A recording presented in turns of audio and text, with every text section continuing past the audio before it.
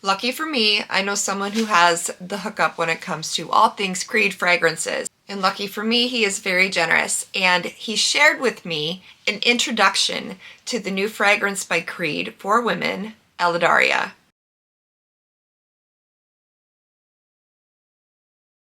Promotional flyer. And much like a royal invitation, you open it up and get a sneak shot of the bottle.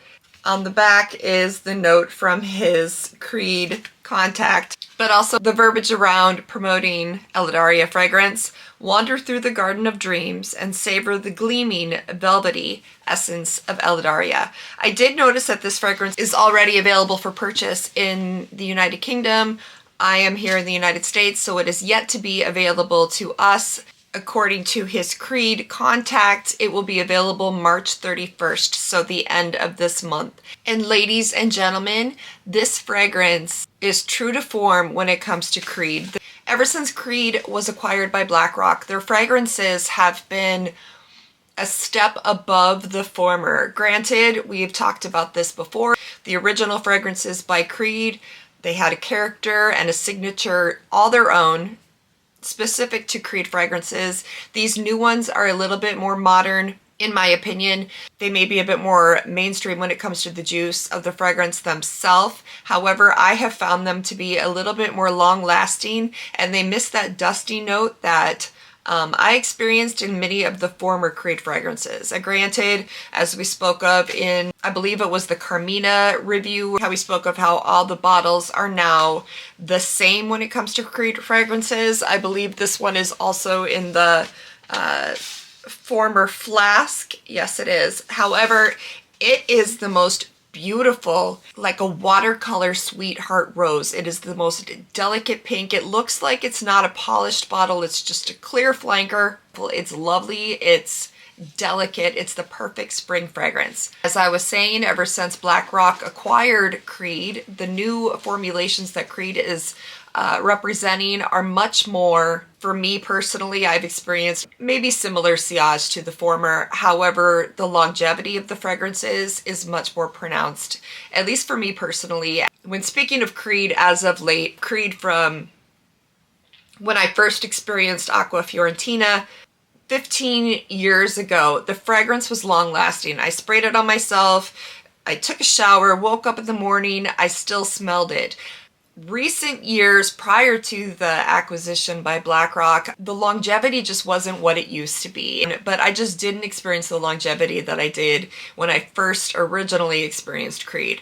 That being said, the new, I can't think of the name of the other one, but Carmina, the purple silk, something silk, were stronger fragrances than I had experienced just before they were newly acquired. So now, speaking of Eladaria itself, I hope that I'm saying that right. As the promotional pamphlet states, it is a walk through the garden. Let's say that we bring a Monet water lilies painting to life, and the water lilies emit the scent of peony sweetheart rose. That watered colored, delicate floral dance is what this fragrance is. To quote Creed itself, enchanting floral rose fragrance from the house of Creed that blooms with modernity. Capturing a dreamlike garden, reawakening in the silvery mist of dawn, it opens with radiant and refreshing mandarin, gently warmed by the soft spice of pink pepper. As the fragrance blossoms, a trilogy of rose unfolds at its heart, dancing with delicate peony and lily of the valley before settling into a sumptuous base of cashmere wood, vanilla, and musk. Interestingly enough, they have a blip on the bottle itself, as we've discussed before. The original Creed fragrance for men was all in that flask-like bottle, representing a flask that one might take when hiking a mountain.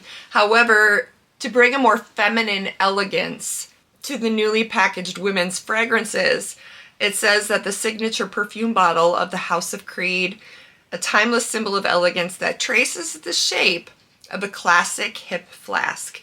The design is both feminine and enchanting in a delicate pink petal hue, that echoes the modern floral rose perfume contained within. Eladaria is considered a millésime fragrance. Millésime is the French term referring to wine, which translates to a great vintage. It's a trademark line to the House of Creed, meaning that the fragrance, the juice, is created with only the finest of ingredients. So as I stated, and Creed's description evoked, Eladaria is the equivalent of walking through a watercolored painting of pink roses. That's not to say it is a strong rose scent. You definitely get that note of rose. However, as the description explained, it does open with that citrus mandarin mixed with the pink pepper, which gives it more a modern initial impression of the fragrance. It then molds into this trilogy of the roses mixed with the peony. It did say lily of the valley. Lily of the valley honestly gives me a headache.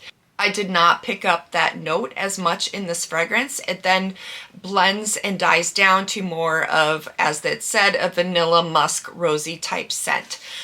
I would say that the fragrance is a bit more for not necessarily a young clientele. I think it's the epitome of a feminine fragrance, but a lot of people consider roses or those floral notes to be more of a mature, as Gracie says, a mature type fragrance. And I don't want to necessarily pigeonhole Eladaria to be within that genre. However, it is a little bit. It's not the heavy Bulgarian rose type fragrance. It's very light and airy, but it does have very strong rose mixed with peony notes to it. So you definitely need to enjoy those two notes to enjoy this fragrance. So basically, if you were to take Creed Spring Flower and you mixed it with Creed Windflowers, you get a very close relative of Eladaria by Creed. However, the dry down and actually the entrance of the fragrance are purely its own fragrance. That modern whiff of the mandarin at the entrance, the dry down of the cashmeran wood with the vanilla and the musk. It's a mellowed out ending to the fragrance that is different than Spring Flower and Windflowers. It reminded me actually a lot of Roja Elysium Parfum in the entrance of the fragrance, with the floral notes with that more citrus essence. Not entirely. Elysium Parfum is a much stronger, a much more bold floral fragrance. It just had a similar DNA that reminded me a lot of Roja Elysium Parfum. The dry down of the fragrance makes Eladaria all its own. The cashmeran wood, the vanilla, the musk, with those traces of the floral notes, makes it very sensual, very like a delicate lace. It is start to finish epitome of feminine, but that dry down, that soft blanket landing of the vanilla, the musk, the cashmeran wood, it just gives it this sensuality, like you're laying the fragrance down to bed at the end of the day. The sillage is equal to other Creed fragrances that I have experienced. I would say medium to, leaning towards the stronger side. However, longevity is impressive. I sprayed it this morning before work. I did 2 sprays arm, 2 sprays neck, 2 sprays back of neck. It started off bold, maybe almost a little too bold. I was worried I was, borderline choking people out. Throughout the wear, 3 to 4 hours of strong experience, and then it depreciated a bit. 7-8 hours, it's much more akin to a skin scent, albeit still present, but that of a skin scent. Another beautiful creation by the House of Creed. Again, as I said, it is extremely feminine, extremely ladylike. This is the perfect fragrance for a Mother's Day gift, celebration of a new baby present. This would be a wonderful, elegant, delicate scent to wear for Easter. For all of my Christian viewers out there, a bridal perfume. I mean, we are entering the spring season and Eladaria is waiting for you. A beautiful selection, and if nothing else, it's going to be beautiful to display on any type of fixture. Petal light pink. This is the olfactory version of that color. It's perfect perfect packaging for this fragrance. So again, today we have spoken of Eladaria, the brand new fragrance release by the House of Creed, set to be released on March 31st in the United States. As I said, I believe already available in Europe. You lucky viewers over there. It does not disappoint. If you are looking for a lighter floral rose peony type scent, this is your go-to. And to end my video, again, with words of inspiration, I love to end my videos with a positive note. There's way too much negativity and hate in the world these days, and if I can somehow put a vibration of positivity into the world, this is my opportunity to do so. This one I am quoting, I think it was Brad Pitt who said this on the recent, he had a spiel at the beginning of the Super Bowl and I wrote it down. I should have quoted who said it, but the words were, "Celebrate the urgency of now." And it just touched me. I wrote it down in my notes on my iPhone, to celebrate the urgency of now. Don't look out the rear view. Focus on the moment right now. Don't worry about what's in the future. Don't worry about what's ahead. Stay right here with me. Be in the present and don't miss this moment of your life right now. Mwah. I love you all so much. I appreciate you so much. And Kevin, thank you so much for sharing this fragrance with me. You have immaculate taste when it comes to fragrances, but you already know this. So, love you all, and I will see you soon. Bye-bye.